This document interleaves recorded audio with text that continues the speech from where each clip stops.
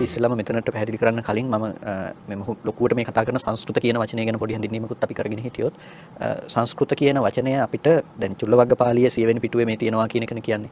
යමේලු තේකුල කියන හාමුදුරුවෝ ඇවිල්ලා බුදුරජාණන් වහන්සේගෙන් විමසන්නේ මේ නොයෙක් කුල වලින් නොයෙක් ගෝත්‍ර වලින් ආපු මේ නොයෙක් කුල වලින් පැවිදි වුණ අය සකාය නිරුක්තිය බුද්ධ වචනන් දූෂෙන්ති. තම තමන්ගේ නිරුක්තීන්ගේ භාෂාවන්ගේ මේ බුද්ධ වචනේ දූෂණයට ලක් කරනවා. ඒ නිසා භාග්‍යතුන් වහන්සේ අපි මේ බුද්ධ වචන ඡන්දසෝ ආරෝපේම අපි මේ බුද්ධ වචනේ ඡන්දසට නගමු කියන ඉල්ලීම තමයි කරන්නේ. මේ ඉල්ලීම කරන්නේ කවුද කියන එක මෙතනදී වැදගත් වෙනවා. මේ බ්‍රාහ්මණ ජාතික භික්ෂුන් වහන්සේලා දෙනමක් කල්යාණ වාචා කල්යාණ වාක් කරනවා. යහපත් වචන ඇති යහපත් වාක් කරන ඇති භික්ෂුන් වහන්සේලා දෙනමක් වචන ඇති. එතකොට බ්‍රාහ්මණ ජාතිකයින් ස්වාමීන් වහන්සේ භාෂාව ඔවුන්ගේ වේදයේ ලියලා තියෙන භාෂාව ඉතාමත් ගෞරවනීය කොට සලකපු පූජනීය කොට සලකපු ජාතියක් තමයි බ්‍රාහ්මණ ජාතිකයින් කියලා කියන්නේ. එතකොට දැන් අහන්නේ මේ ඡන්දසට නගන්න. මෙතන ඡන්දස කියන වචනේ ඉතාම වැදගත් වෙන වචනයක්. මොකද ඡන්දසට නගන්නට කියනකොට ඡන්දස කියන පදයෙන් හඳුන්වන්නේ ස්වාමීන් වහන්සේ වේදයේ ලියලා තිබුණු වේද භාෂාව.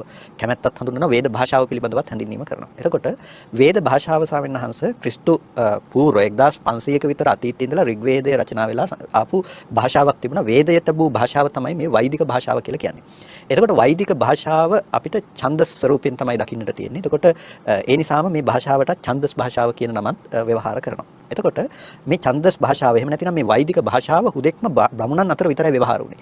ඔවුන් තමන්ගේ පූජනීය ධර්මය අරගෙන ආවේ මේ භාෂාවෙන්. ඒක අනිත් කුලයන් අතර යන්න තිබෙන්නේ නැහැ. පහත් කුලයක කෙනෙක් ළඟට ගියොත් ඔහුගේ දිව කපනවා. ඒ වගේ මට්ටමකින් මේ ඔවුන් මේ භාෂාව සීමා කරලා තිබුණා. මොකක් නිසාද? මේක වෙනස් වෙන්නේ නැති වෙන්නේ. ඒ විදිහටම පවත්වාගෙන යන්න. ඒ නිසා තමයි එදා කාලේ තිබුණ වේදය ඒ විදිහටම ඔවුන් නොවෙනස්ව පවත්වාගෙන ආවේ පරපුරෙන් පරපුරට. එතකොට අපිට දකින්න පුළුවන්කම තියෙනවා මේ ඡන්දස කියන වචනයෙන් අදහස් කළේ අපි මේ වේදයේ තියෙන භාෂාවට නගමු මේ ධර්මයත්. එතකොට එක එක්කෙනා එක එක භාෂාවන්ගෙන් මේක දූෂණය කරන්නේ නැහැ කියන අදහසින් තමයි මේ ඉල්ලීම කරන්නේ. එතකොට දැන් මෙතන කිසිසේත්ම ඇත්තේ නැහැ සංස්කෘත කියන වචනයක්. මේ පුද්ගලයා දන්නේ නැහැ සංස්කෘත කියන වචනේ එයා පාවිච්චි කරන්නේ කොහොමද මෙතනට යොදන්නේ කොහොමද කියන එක පිළිබඳවත් ඔහුගේ අවබෝධයක් ඇත්තේ නැහැ. එතකොට ඇත්තටම ස්වාමීන් වහන්සේ මෙතනදී ඡන්දස කියන මේක පාවිච්චි කළාට මේ යුගයේ තුල සංස්කෘත නමින් භාෂාව හැඳින්වුනේ නැහැ. සංස්කෘත කියන නමින් භාෂාව හැඳින්වුනේ ක්‍රිස්තු පූර්ව 4 වෙනි සියවසේදී හිටපු පාණිනී කියන ව්‍යාකරණඥයා විසින් සිද්ධ කරපු අෂ්ටාධ්‍යායී කියන ව්‍යාකරණ ග්‍රන්ථයෙන් විශාල කාල සීමාවකට සියවසකට දෙකට ආසන්න යම් කාල සීමාවකට පසුව තමයි ස්වාමීන් වහන්සේ මේ භාෂාව සංස්කෘත භාෂාව ලෙස හඳුන්වන්නට යෙදුනේ. එතකොට එහෙනම් කොහොමද මේ ක්‍රිස්තු පූර්ව 6 වෙනි ශතවර්ෂයේදී බුදුරජාණන් වහන්සේ සංස්කෘතයට නගන්න එපා කියලා කියන්නේ? එහෙනම් පැහැදිලිව මෙතන පේනවා මේ සංස්කෘතයට නගන්නට එපා කියන එක නෙමෙයි මෙතනදී අදහස් කරන්නේ ඡන්දසට නැතිනම් අර බමුණන්ගේ භාෂාව වෙච්චි වෛදික භාෂාවෙන් තබන්නට එපා කියන එක තමයි මෙතනදී අදහස් කළේ. එතකොට මෙතන සංස්කෘත අදහසක් මෙතන අන්තර්ගත වෙන්නේ නැහැ. වෛදිකය සහ සංස්කෘතය අතර පැහැදිලි වෙනස්කම් අපිට දකින්න පුළුවන්කම තියෙනවා. සමහර වචන එහෙම් පිටින්ම වෙනස් වෛදිකය සහ සංස්කෘත ලෞකික සංස්කෘත භාෂාව අතර. අරි කියන එක මිත්‍රත්වයේ හඳුන්වන වෛදික භාෂාව තුල පාවිච්චි වෙනකොට ඒ වචනේම ලෞකික සංස්කෘතය තුල සතුරාව හැඳින්වීම පිණිස පාවිච්චි වෙනවා. එතකොට මේ වගේ අපිට වාග් විද්‍යාත්මකව කතා කරනවා නම් වෛදික භාෂාව සහ ලෞකික සංස්කෘත භාෂාව අතර වෙනස්කම් බොහෝමයක් අපිට කතා කරන්න පුළුවන්කම තියෙනවා. එතකොට මේ එකම භාෂාවයි කියලා කෙනෙකුට තර්ක කිරීමේ හැකියාවක් ඇත්තේ නැහැ.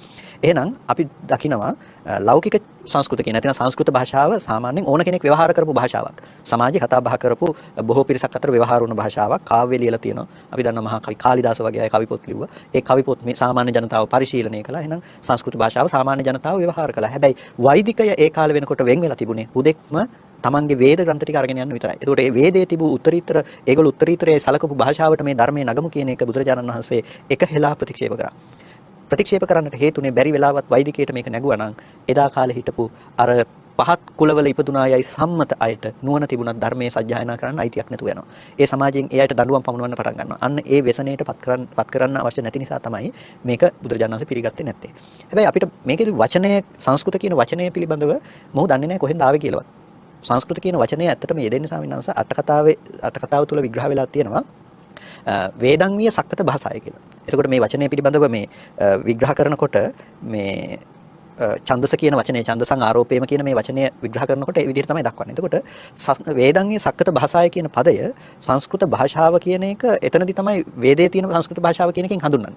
ඒක ලියන්නේ බුද්ධඝෝෂ හාමුදුරුවෝ. ඒක ලියන්නේ බුද්ධඝෝෂ හාමුදුරුවෝ. මේගොල්ලන්ට හරිම බුද්ධඝෝෂ හාමුදුරුවෝ කියන නම ඇහෙනකොටත් අසනීප වැඩි වෙන උන්වහන්සේ තමයි මේ වේදංගීය සක්කත භාෂාය කියන වචනේ පව හඳුන්වන්නේ. ඒකට සානස් පැහැදිලිව පේනවනේ දැන් බුද්ධඝෝෂ තෙරුන් වහන්සේ මහා විශාල කාර්යභාරයක් සිදු කළා. බුද්ධඝෝෂ තෙරුන් වහන්සේ ධර්මයේ විකෘති කරන්න ඕක උතනින් අයින් කරන්න තිබුණානේ.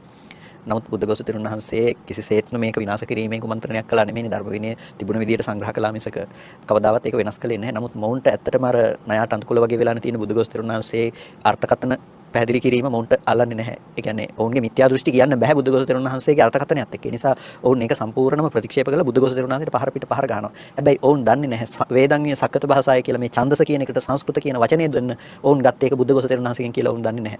ඇත්තටම ඔවුන්ට සදාචාරාත්මක අයිතියක් නැහැ මේ සංස්කෘත කියන වචනේ පාවිච්චි කරන්න.